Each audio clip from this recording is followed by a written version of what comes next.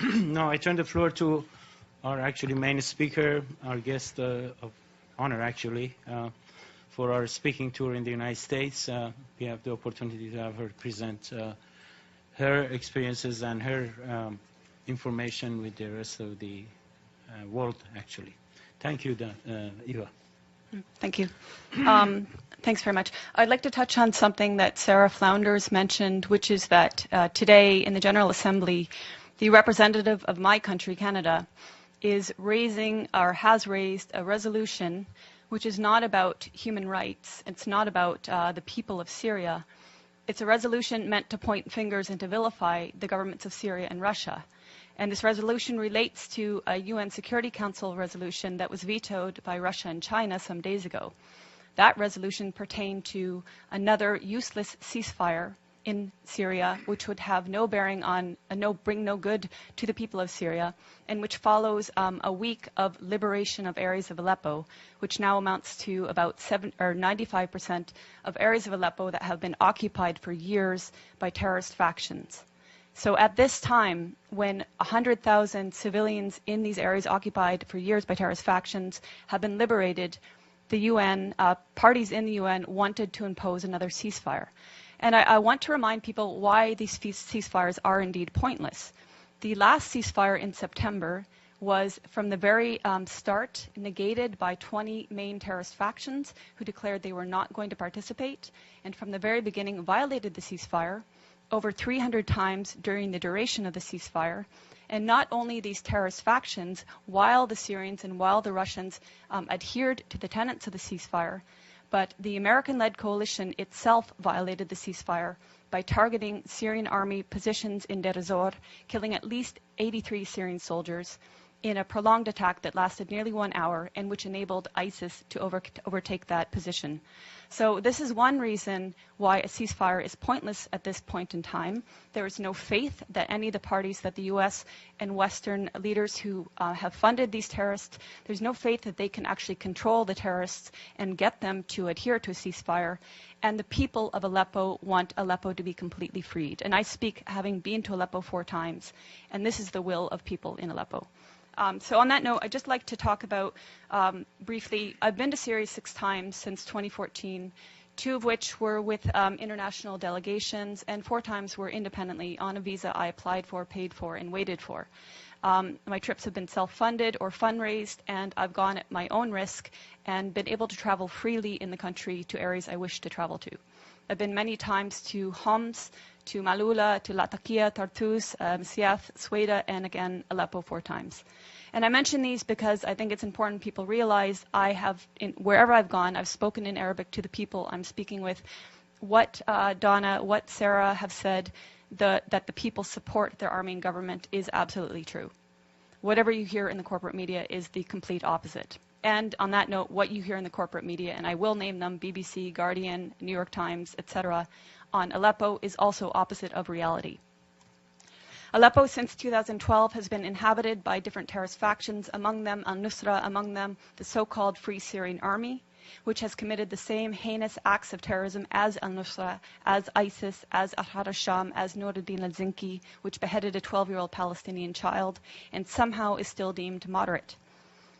Since 2012, these areas of Aleppo, which have now recently been freed, their occupation by these terrorist factions has meant the greater Aleppo, the 1.5 million plus population of greater Aleppo have suffered sieges, denying them food and medicine. They've suffered for years a want of electricity and water, and they've suffered daily bombardment by these terrorists of mortars, of gas canister bombs, which are improvised and made locally, of water heater bombs, which are even more powerful and can level floors of entire buildings, of conventional weapons like Grad rockets supplied by the West, and etc. As I said, they've suffered these attacks on a daily basis, and even now, because there are still Western-backed terrorists in pockets of Aleppo, there are still mortars and gas canister bombs raining down, and people are still dying in Aleppo. This is another reason why the liberation and securing of these areas is imperative, because that will actually bring peace to Aleppo. Now, my colleagues here mentioned the nature of unity in Syria and the fact that Syrians see themselves first as Syrian before any sect. This is an important point because our media and the Gulf media has made Syria out to be sectarian, which is something the Syrians themselves have denied. But it's a tool to make people confused. It's a tool to make people believe that it's Sunnis against Bashar al-Assad, when in fact, bear in mind that Aleppo is overwhelmingly Sunni and is with the government and is with the army and is suffering from the terrorists who declare that they are liberating the city in Syria. Other points about Aleppo are hospitals in Aleppo have been attacked. I'm sure you've heard in the media that hospitals have been attacked. Well, this media is referring to the pockets of Aleppo that were occupied by terrorists. And they have manufactured stories, and I can give you a precise account. In April of this year, there was a hospital called the Al-Quds Hospital, which in a concerted effort, all media said was attacked and targeted and badly damaged by either the Syrians or the Russians. In fact, the Russians had satellite imagery showing that this hospital was in the same shape that it was in October 2015. No difference. Therefore, it was not attacked. Months later, The Guardian, which is a prominent British newspaper, actually said the Al-Quds hospital that it had alleged months prior to be attacked and destroyed was treating victims of so-called chemical weapons attacks. So even the media that is lying is inconsistent in their lies. But there have been hospitals attacked. I went to the Al-Dabit hospital, which is in Aleppo city. It's a maternity hospital. It was attacked on May 3rd, and 3 women were killed. You would think this would be something raised at the UN or by so-called human rights groups, but it was not. In December 2013, the Kindi hospital was attacked and destroyed. It was the largest and best cancer treatment hospital in the Middle East. It was destroyed by al-Nusra terrorist truck bombings. And in fact, in recent media reports on Aleppo, again alleging Syrian or Russian strikes on hospitals, Fox News actually had the audacity to use a photo of Al-Kindi hospital and allege that this is in eastern areas of Aleppo and that this hospital had been attacked by Syrian or Russian strikes. This goes to show how much the media has been lying from the very beginning about Syria and continues to lie. When I went to Aleppo, I spoke with the Aleppo Medical Association. They comprise 4,160 active and registered doctors. More lies in the media have said the last doctor in Aleppo, the last pediatrician in Aleppo. Of these over 4,000 doctors, 800 of them are specialists. So you can see that when the media talks about Aleppo, it's talking about areas that were occupied by terrorists. And it's completely negating the suffering and the will of the Syrian people in greater Aleppo. When I was in Aleppo in July, I got a taste of some of the bombings by these terrorist factions. There was an explosion about half a kilometer away at Hatat Baghdad, and I don't know how many people were killed that day, but it was close enough that it was a massive plume of smoke. About 5 minutes later, an explosive bullet fired from an area occupied by terrorists landed about 15 meters away from where I was. If it had hit parked cars, I wouldn't be here speaking. A day later, a good friend of mine, his mother was killed by one such explosive bullet. So this is just a small taste of what people are suffering on a daily basis. In November, when I was there with a delegation of Western journalists, including from the New York Times, LA Times, BBC, etc., on November 3rd, there were a series of attacks throughout the day with Grad missiles, explosive vehicles, and other explosive bullets and snipings. By the end of the day, 18 people, civilians, were murdered and over 200 were injured, including critically. We were at the Al-Razi hospital, which is one of the main hospitals, and we saw the maimed people pour in. And this was just one day of many of endless days in Aleppo. On November 4th, we were at the Castello Road humanitarian crossing. This was a day that was meant to allow the people in eastern areas of Aleppo that were inhabited by terrorists to evacuate. And this was not the first time. On prior occasions, the Syrians and the Russians had opened 8 humanitarian corridors to enable people to leave. These were attacked by terrorist factions heavily. Even that day on November 4th, the Castello Road crossing was attacked, twice with mortar shelling when we were there and 5 times afterwards. Clearly, there has been political will and intent by the Syrian government and its Russian allies to enable civilians to leave, to minimize any sort of loss of human life. Clearly, the terrorists that declare themselves liberators of Syria do not want people to leave. They've been holding civilians hostage. And if you're following reports that are not BBC and that are not New York Times, you will see countless testimonies of civilians, of the 100,000 civilians who've been liberated the last week, saying, thank God for the Syrian Arab army that liberated us, and the terrorists were hoarding food. They were preventing us from having food. This is all documented. Also documented are that areas in these areas occupied by terrorists, including a school, were housing chemicals used to make chemical weapons. And you could see also the gas canisters that were used to make explosive gas canister bombs. In fact, even when I was in Leiramun, we saw a factory in one of the buildings that was used to make gas canister bombs.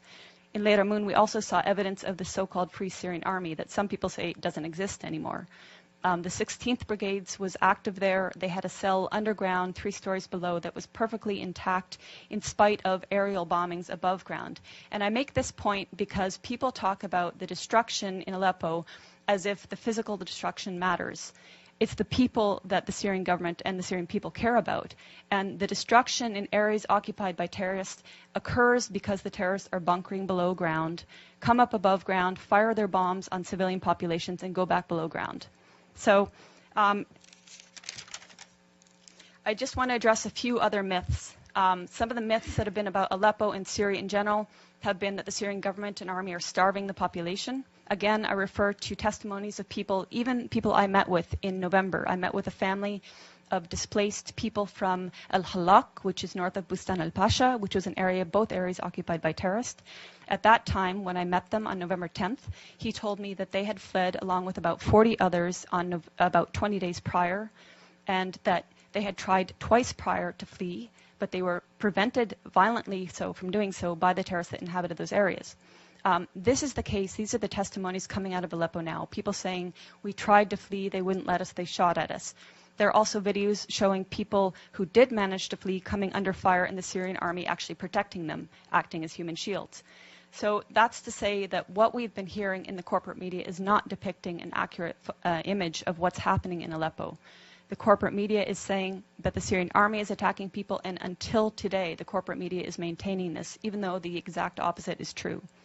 I would ask you to follow the voices of people in Syria who, like my colleagues here said, they want you to speak the truth. They're tired of lies. They're very well aware of the lies that our media is purporting and that our human rights groups are purporting. They want an end to the violence. They don't want this war to continue. They didn't ask for this war. But as my colleagues stressed, Syria is a sovereign nation. It has the right to fight against terrorism. And we know that 101 of 193 UN member states have sent terrorists to Syria to slaughter and destroy. So Syria is fighting a war against terrorism. It's winning in Aleppo, and hopefully either the terrorists will accept a deal to be transported out of Aleppo, hopefully they will participate in the Musalaha, the reconciliation, will lay down their arms, will take the amnesty offered to them by the government and which has been taken by thousands of former militants.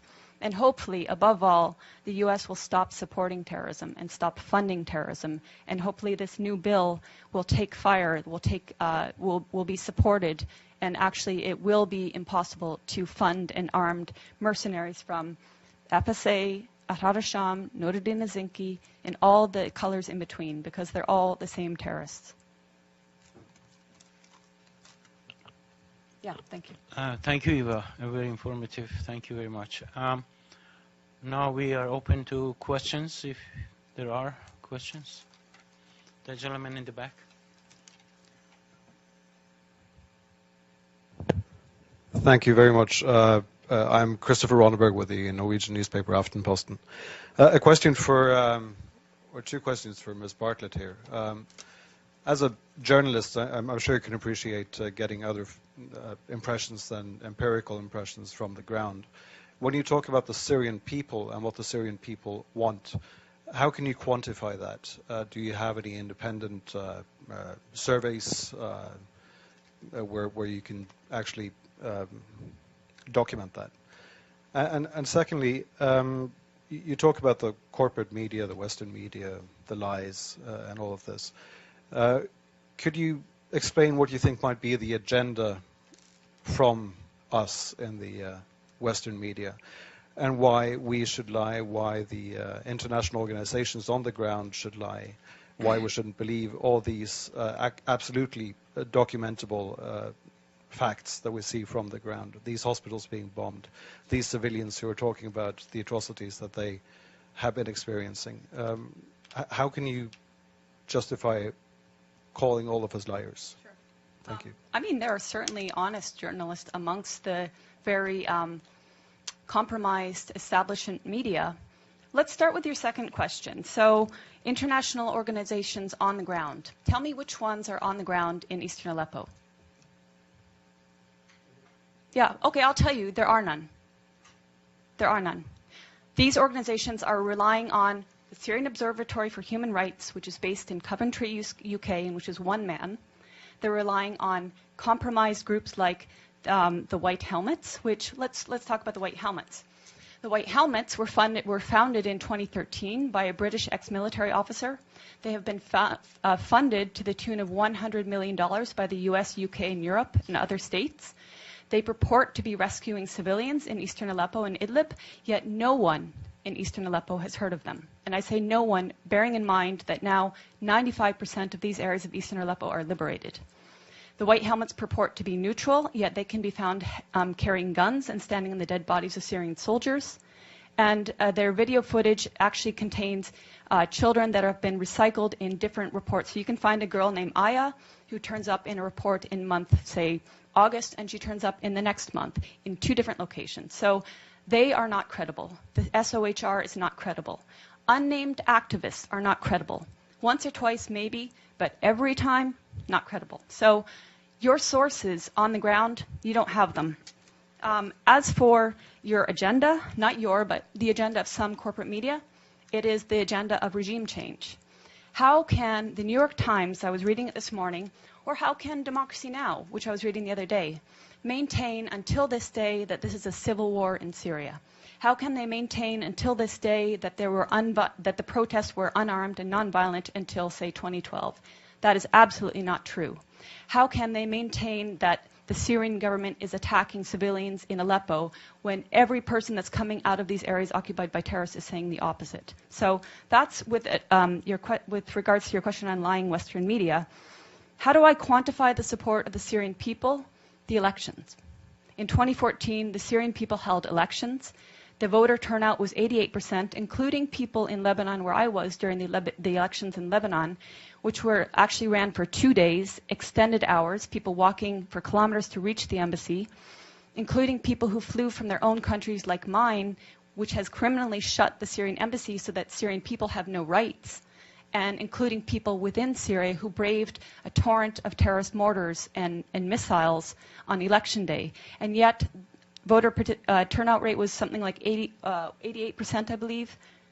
And then the election, the results were 78, I believe. I think Tim Anderson gives you the opposite. Okay, I might get the turnout wrong. So the results. 74 was the participation. 74 participate, 88. Okay. Anyway, the point being, overwhelmingly, the people support President Assad. That's based on elections, based on my own travels. Okay, so that's subjective. But as I said, I've traveled around Syria, talked with people of all faiths, all walks of life, and there are people that want change in the government. We're not pretending they don't want change. Everybody wants change. But in terms of support of the government, the point is they don't see President Assad as the problem. They see the problem as terrorism. They see elements of problems in the system that they have there. But President Assad, they don't see as the problem. They actually overwhelmingly support him. So I'm basing it on their choice in their leader, and I'm basing it on my interactions with people in Syria and Lebanon. Okay, my name is Renzo Cianfanelli of RCS, Corriere della Sera Group from Italy. I have been a few times, in the area. I have been covering wars for the last 20 years. It's true that the first victim of a war is truth. And I have seen this in Chechnya, in Iraq, Sarajevo, and in Syria. Having said that, I have been watching last night the Russian television and news. Now, they allowing for the fact that the media in Russia are state-controlled, and so they try to massage the truth. But what they say is that Aleppo is about to be liberated. They have been showing pictures of Russians, demining units, clearing the mines, distributing food, and the picture is totally different. Now, I'm not pro-Russian, but I live there, and I don't believe that a single line or any second of TV time has been shown in this country, portraying this kind of picture. So I would ask the panel, what do you make out of this? What is the actual truth? Yeah, I mean, those not only from Russian media, but from Syrian media, and from people, even independent people who are in Syria, are saying the same things. Let's remember that it was thanks to Russian aid, which was welcomed by the Syrian government, that Palmyra was liberated after something like 10 months of occupation. And how was Palmyra occupied? The U.S.-led coalition turned a blind eye as terrorists of ISIS sped through the open desert to attack and overtake Palmyra. When Palmyra was liberated, the Russians went there and were demining. I can speak on just a side note, in other areas that have been either liberated or had the terrorists extracted, for example, the old city of Homs and Malula, I went to both places 2 and 1 months after liberation or extraction of terrorists, and in both cases, before leaving, the terrorists do lay mines in houses, on roads, and locals or in certain areas, especially now in Aleppo, the Russians are participating in demining. You ask why we aren't seeing this.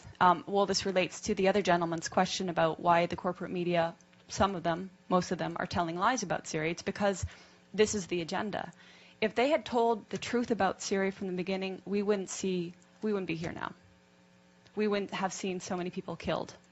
In fact, what the Russian media, which may or may not be state-controlled, depending which media you're looking at, is saying, it shows exactly what the Syrian media is saying, and it shows what independent people in Syria are saying. And I can refer to a young French gentleman who is independent. He's not political, he's humanitarian. He's been living for 9 months in Aleppo, experiencing the hell of terrorist bombings, and asking him, is this true? And asking Syrian colleagues in Aleppo, is this true? Yes, it's true. So unfortunately, very unfortunately, our media and certain human rights groups like Human Rights Watch, which likes to tweet images from Gaza and say it's Aleppo, they're not going to tell the truth about Syria. Thank you. You go ahead. Sure. Matthew Lee, Inner City Press. I wanted to start. Obviously, there's a juggling a lot of things. Not only the meeting on Syria and the GA, but there's one on North Korea. So I actually wanted to ask if any of you are willing to compare both the media coverage and sort of UN action on Mosul and Iraq and Aleppo. Both are on the agenda of the Council. And even if you're able to, the way in which both the media and the UN are dealing with the conflict in Yemen, which gets almost never mentioned here.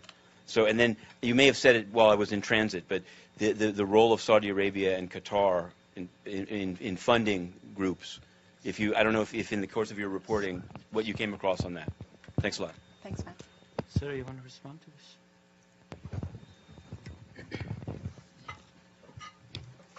It's on.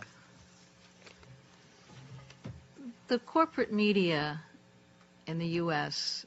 and in the West has a complete bias in their coverage.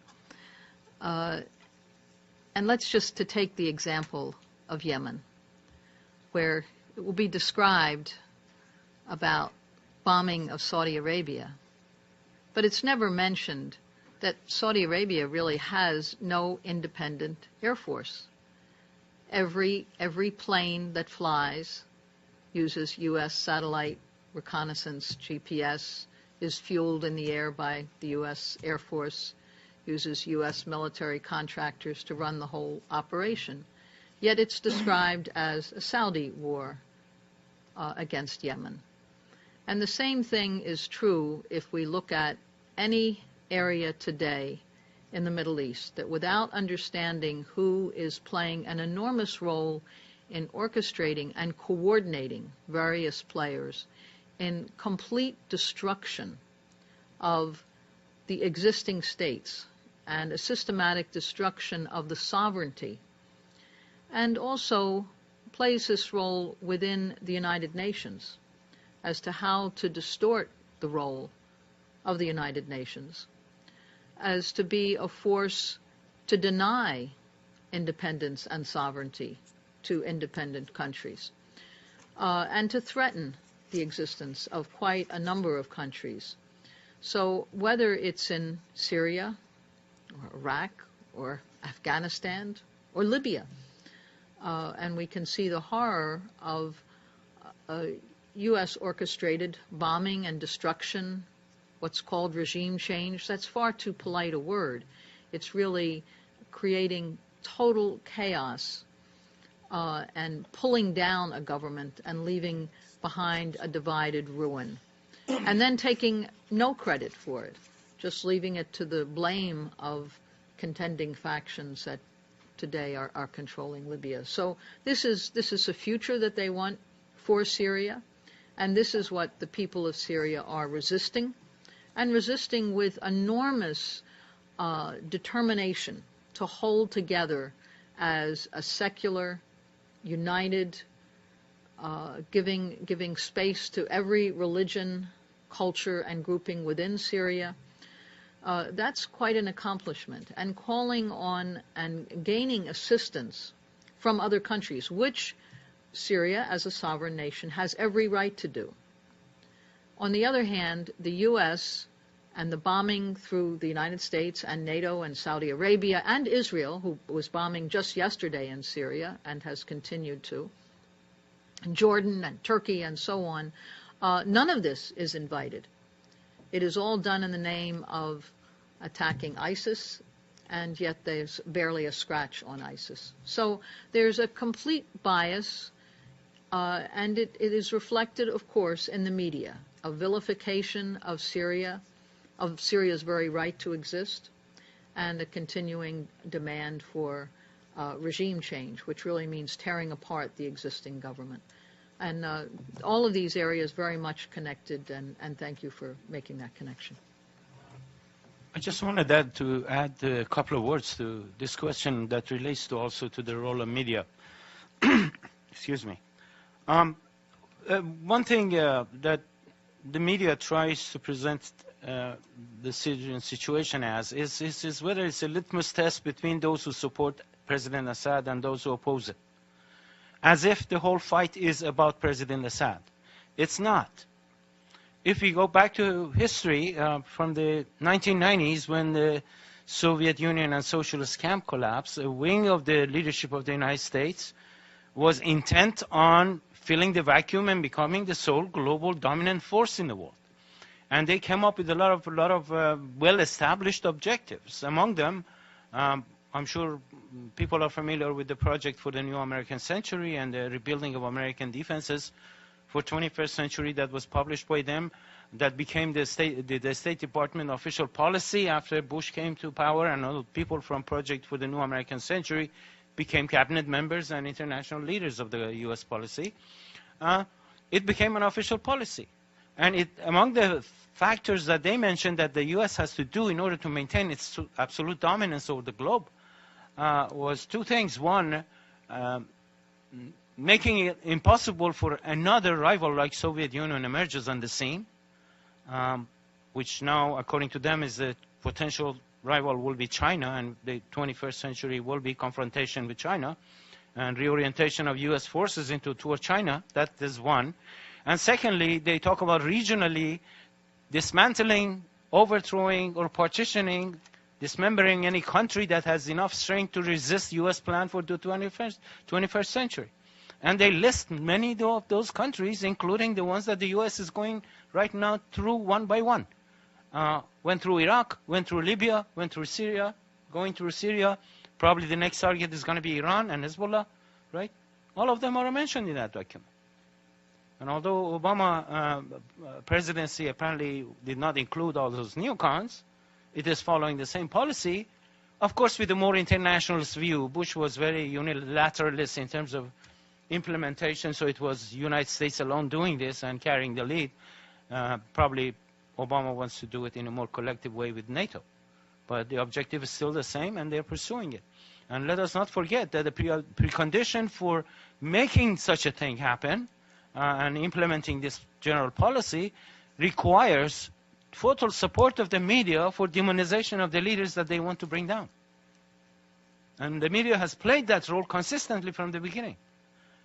And that's what they're doing. And what Eva was describing and Donna was describing and others is testimony to this integral role of the media in this imperialistic project that is going on. and there must be an end put to it, and this is what we are trying to do as an international organization that is trying to at least get the hands off Syria for now, but we have to continue on further on. And we are very happy, once again, I would like to repeat that Congresswoman Gabbard has introduced this bill that really puts this on the agenda of ending funding for all terrorist activities that are being supported by the United States. And we call upon the whole world peace movement to really support such a campaign. Eva, you want to add something? On that note? Anything. Well, yeah, I mean, there are some points I didn't address because I did want to leave time for questions, but before, you know, the focus, which is now rightfully so on Aleppo, a lot of the focus over the years has been on refugees. And media hasn't been talking about the internal refugees, which number 6 million. And this whole people are running from President Assad narrative doesn't jive when you consider that. And again, I can give you personal anecdotes of meeting many of these refugees that have fled from Aleppo to Latakia because they were fleeing the terrorists the West has sent to them for, you know, freedom and democracy. 6 million internal refugees that are being housed in areas like Latakia, Tartus, Jebele, Damascus, Sweda, refugees coming from all parts of Syria. And this is very important because they're been given housing, and their children are still being sent to school. They're being given medical care. And the other point I wanted to touch on, which Donna mentioned, and Sarah mentioned, are the criminal sanctions. Because, you know, the nations that have imposed these sanctions claim it's supposedly against the Syrian government. But it is the Syrian people who are suffering. They're suffering from want of basically everything, but particularly medications and equipment in hospitals. So, for example, in hospitals, vital life equipment and, you know, scanning machinery that need technicians or replacement parts are not getting it. And that means the people are not getting the therapy they need, and in some cases dying as a result. And the sanctions affect the economy, and the economy is devastated by 6 years of war on Syria and by the sanctions, because now exports are impossible to most nations and imports are impossible by most nations. So the sanctions is something that, again, if people really cared, because the whole theme about Syria is we care about the people of Syria. So if you really care about the people of Syria, first of all, report truthfully, and second of all, lift the sanctions. I just want to add something about the sanctions. You know, we know they're not getting medicine. We know that they're not getting equipment. We know that medical treatment is compromised. But sanctions have another devious result. And that is that when businesses close because they can't get the equipment and they can't get the product and they can't sell, people become desperate.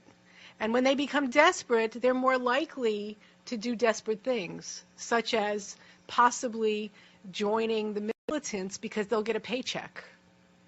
So we don't often think about that when we think about sanctions, but I think that's a very important point to consider, that sanctions are not just what you see from the outside and the medical treatment, but there are other more devious and deeper issues that manifest because of sanctions. Go ahead, sir.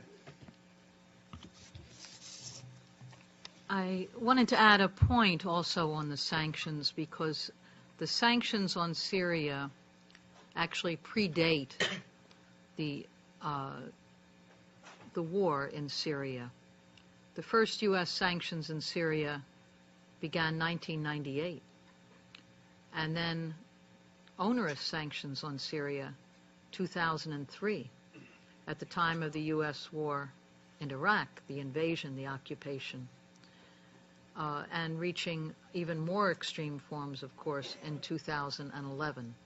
But really, each time meant to create shortages, impede development, and the other point I wanted to add is just very important that Eva described the centers for the displaced, because overwhelmingly the more than 6 million displaced within Syria are taken care of by the government. And the centers that I saw for the displaced was probably the most impressive thing.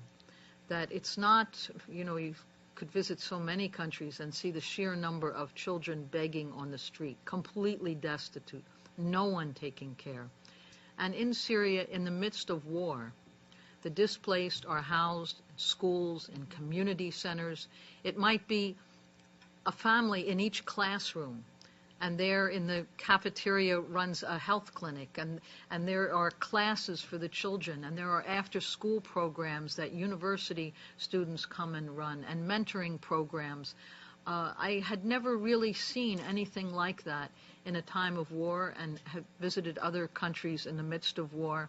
But this effort by the government to in every way not just provide food, but provide for the health, for the healing of the population, providing psychological counseling, and especially providing these mentoring programs for the children. I was very impressed. I was really moved by the daycare programs, programs for women to learn skills. All of this takes place in the centers for the displaced, and it shows why people in Syria, their homes utterly destroyed, driven out and in fear, would turn to the government for help. And a government that under sanctions still provides meals and paychecks and health care. That is what the effort to destroy Syria is all about. And I think right here, for all of us who are fighting in the U.S. for health care and for jobs and human needs, we need to look at, in the richest country of the world, the inability here and the determination, even under war conditions, to provide this in Syria. Thank you, Sarah. I guess our time is up. I would like to thank everybody who came to listen to us, and also our panelists for their great contribution. Let's join hands to end all wars, and including especially the war on Syria, which is unjustly imposed. Thank you very much. I will ask you also to make note of handsoffsyria.net.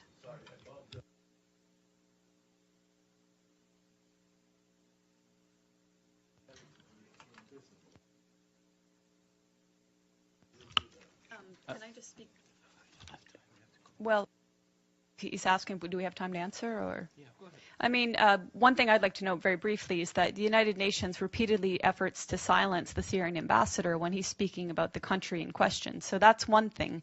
You would think that the country in question would be given a priority, but it's not. On many occasions, Ambassador al-Jafari has been silenced by having his video feed cut or his microphone cut.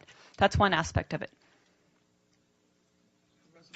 Yeah, the resolutions. I mean, the resolutions that get ignored. Now, Representative Gabbard has introduced this resolution. There are so many resolutions before that make it prohibited to send weapons to terrorists in Syria, and they've all been ignored. 2253 is one of them. There are many before that. So, yeah, the fact that the UN these resolutions can be passed but totally ignored, that's another aspect. Thank you very much.